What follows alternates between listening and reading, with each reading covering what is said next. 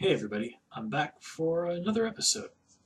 So this time I thought I'd talk a little bit about public transportation here in Japan, and specifically the trains. Now, I'm sure we've all heard of Japan's famous bullet trains, usually called the Shinkansen here. I've taken the Shinkansen several times, and no doubt about it's pretty cool. It's really, really fast and very comfortable. Uh, Unfortunately, if you live here in Japan, you don't get to use one of those really cool Japan Rail passes where you pay X number of yen, and then you can use the trains all over the country as much as you want for X amount of time. These things are based kind of on your visa if you're a foreign person. So yeah, I live here, so I don't get that cool stuff. I have to kind of basically kind of pay for stuff the same way that the regular folks that live here do. And with that being the case, to go a place that's like 2 hours away by car or by bus, that costs basically like 35 bucks each way. So that's a little bit stiff. If you want to go to some place like Osaka, from where I live in Kumamoto, that's basically one way $180. I mean, that's, or yeah, about $180 is how much it is. So that, and again, that's one way. So if you want to go there and back, that's over 300 bucks. So it's a lot of ways. It's probably cheaper just to take a plane. So anyway, there are other options though, and that's to take the local trains. So these are just normal trains, like what you would basically kind of like what Amtrak would be back in America. And these are that's what I did. I went from Kumamoto to Fukuoka using the local trains. And this is different in the terms of the Shinkansen in that, one, I had to do a transfer. And, that's not too bad. But the rail system is kind of a little bit complicated. There are apps out there that people use to kind of use them to get around. I just never bothered to download them just because I don't take the trains that often. Me going on this little adventure the other day, that was just sort of a little bit of an exception to the rule. Um, and I ended up getting there without too much trouble, but I did have to ask a couple of times, once or twice, to people at various Japan Rail employees to sort of make sure, like, okay, is this the right place? Where do I go to catch this train? Which, my Japanese is not fantastic, I admit, but it's definitely up to that standard. And I did kind of look out in one situation and run across somebody who spoke at least passable English, which is always a nice bonus.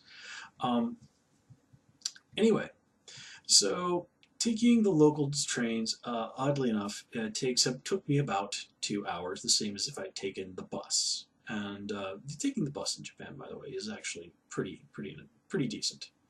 Um, and there is something that I do think is quite enjoyable about being able to take a train here in Japan, especially in that it's the same way that it's nice to kind of take the bus. Is you're not driving, you can just sort of focus your attention on what's out the window, and it is a lot of the time, quite often, very enjoyable to sort of watch the countryside roll by.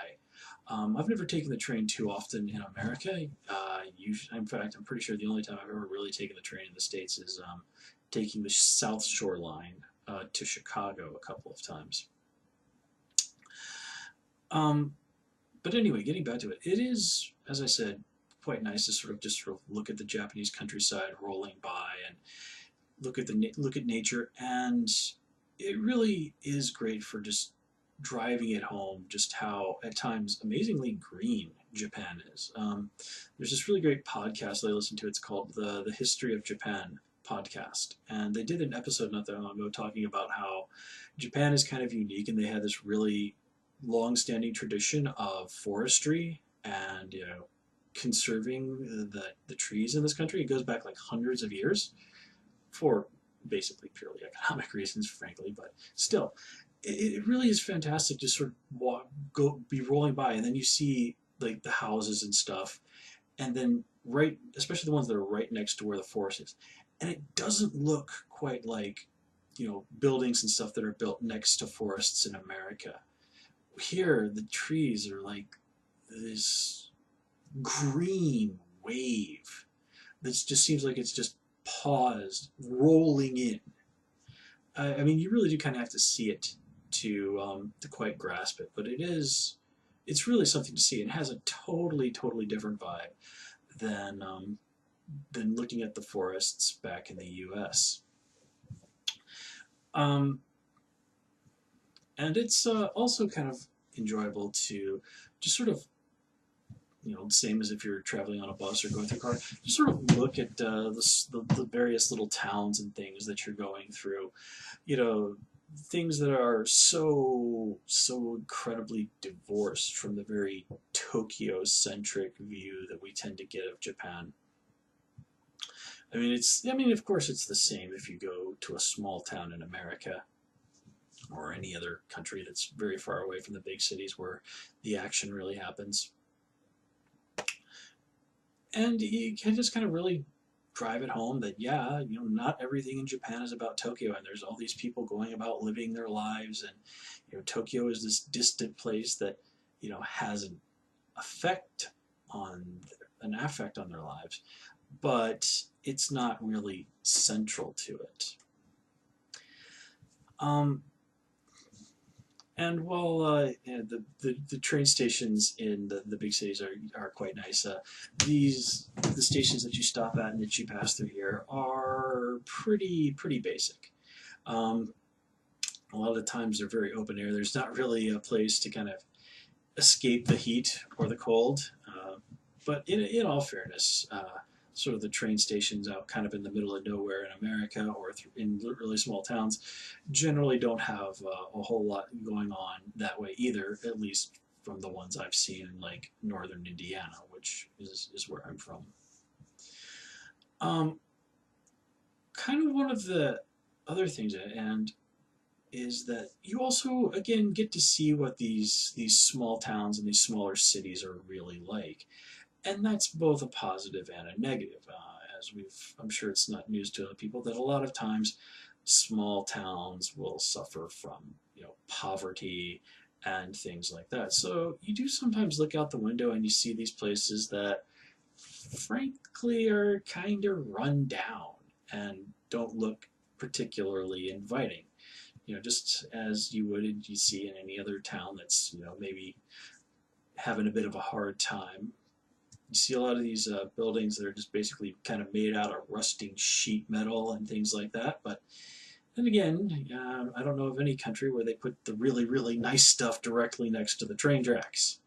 I know people who have lived literally right next to the train tracks, and those neighborhoods are never particularly fantastic. So, I mean, fair to be fair. But again, I really do think that is something that's worth seeing, just simply because if you really want to enjoy Japan, I really think that you need to be willing to see the unvarnished side of things. The places that are dirty and not very cool looking, and basically the kind of places that you would probably even avoid if you were at a similar area in your own home country, simply because it really serves to remind you that, as I've said before, Japan is not magic anime funland.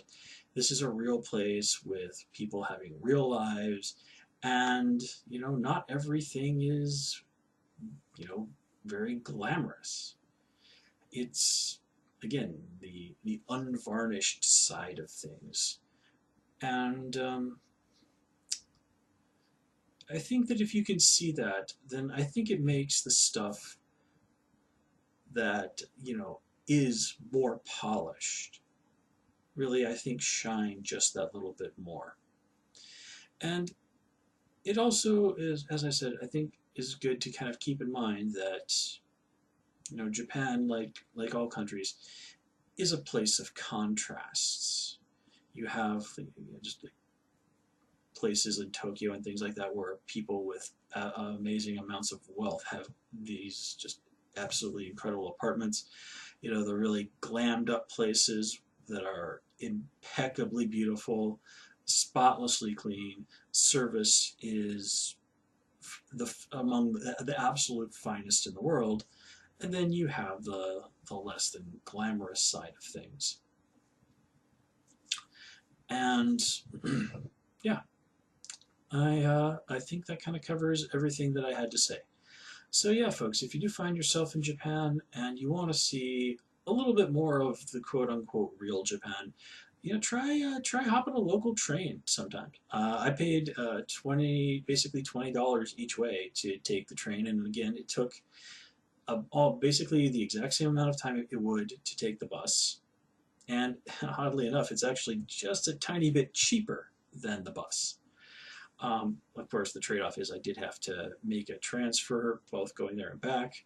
And you do want to really pay attention to times there.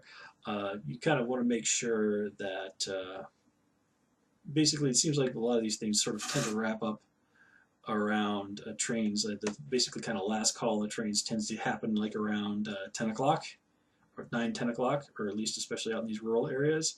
So you want to kind of keep that in mind if you don't want to end up stranded somewhere. So yeah, guys, I'm going to call it here. As always, please comment, rate, and subscribe. Of course, you can follow me on Twitter at Gaijin Guidance, same as the channel name. And until then, next time, take care and have a good one.